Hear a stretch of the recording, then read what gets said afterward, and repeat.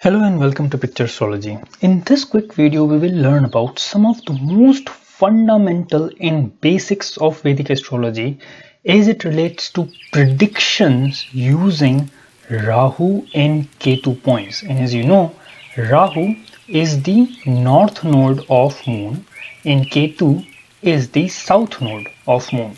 Now, in my first couple of videos, I have explained about existence of Rahu and Ketu and how these mathematical points are formed due to the mutual motion of Sun and Moon around Earth.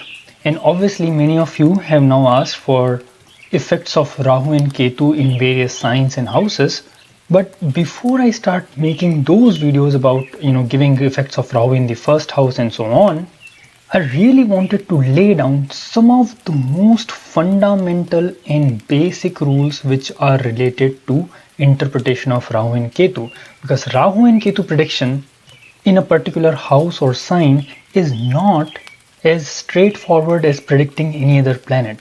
So in next few minutes we will try to understand some of the basic factors upon which predictions using Rahu and Ketu points are mostly dependent.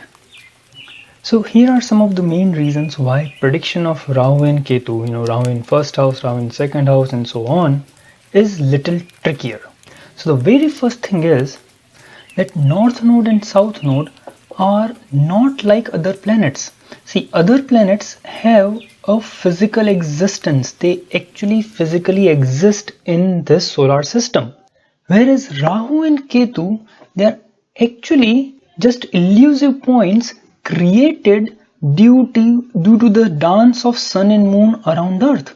It's the mutual motion of Sun and Moon, and you can watch my first couple of videos where I've explained how exactly Rahu and Ketu are formed. So these are actually just some point in space. There is no physical existence of these two entities. However, in Vedic astrology, they have been given status of a planet or graha. That's another story, and that is primarily because the immense impact these 2 points have on human life. But they are definitely not like other planets, and they do not have physical existence. And they are the ones who are known to be the cause of Maya or illusion, which is generally referred to as this world.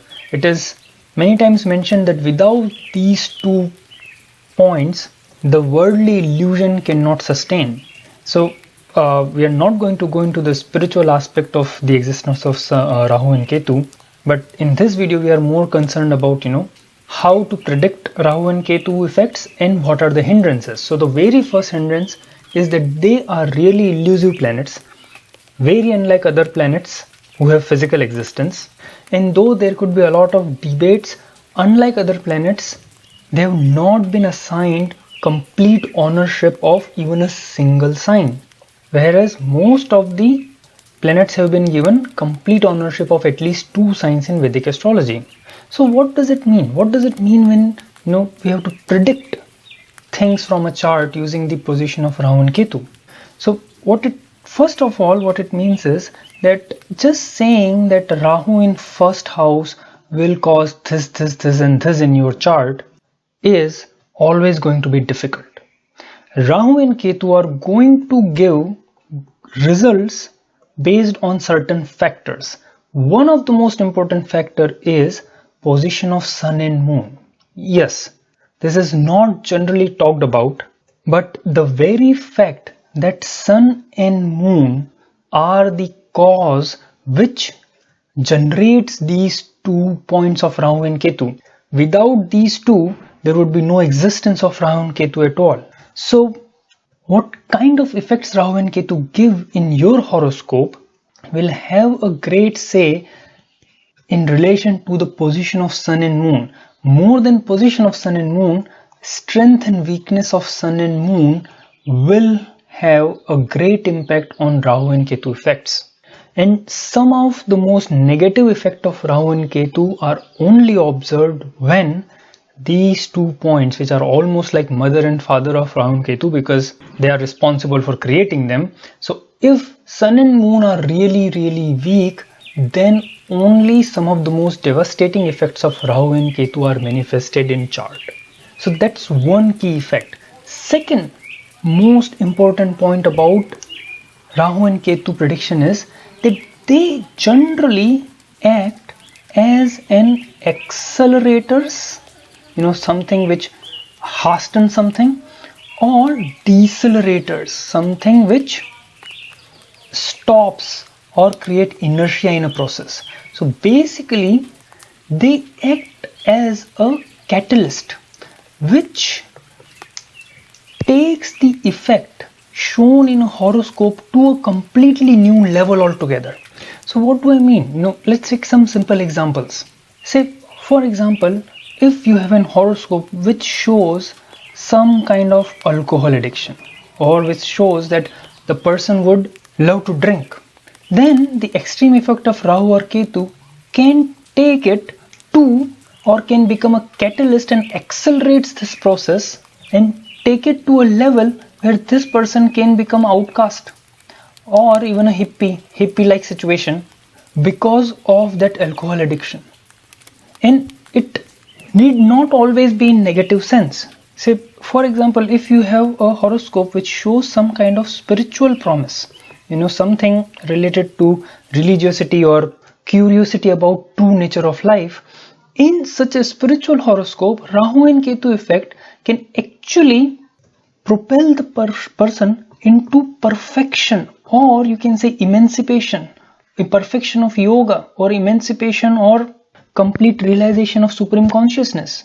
Similarly, if you have, say like a scientific temperament, if you see a horoscope which shows scientific temperament or a scientist, then Rahu and Ketu can really, propel the person to discover and find new theories like theory of relativity and so on. So what I'm trying to say is that yes, there are some general characteristics which you can say or which you can ascribe to position of, say, Rahu in first house, or Rahu in 10th house, or Rahu in 12th house. However, exact implications in that particular chart will depend on the promise of that particular chart itself. Just because a Rahu is somewhere in 12th house or 8th house or 4th house, and by the way, if you read any classic which has effects of Rahu in the 2nd house, or effect of Rahu in the 4th house, or 8th house, or 12th house, these are the position where the general tone of effects of placement of North Node or Rahu is given pretty negative explanation. However, if you see the chart of Swami Vivekananda, he is one of the greatest spiritualist, greatest yogi from India who has traveled to West in the very early 20th century. He has Rahu in the 12th house. His guru or his master, Swami Ramakrishna Paramhans, he had Rahu in the 4th house. If you see the horoscope of one of the greatest scientists of modern world as known, Einstein, he has Rahu in the 8th house. But if you just go verbatim from effects of Rahu in 4th, 8th or 12th house, you might find many negative implications in them.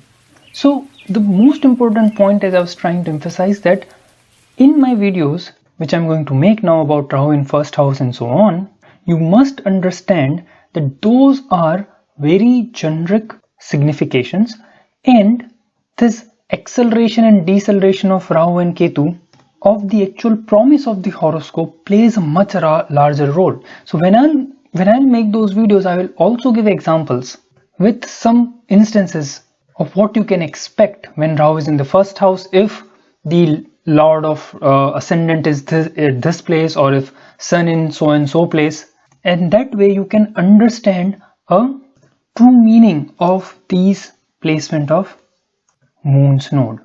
So thank you friend for watching this video so far.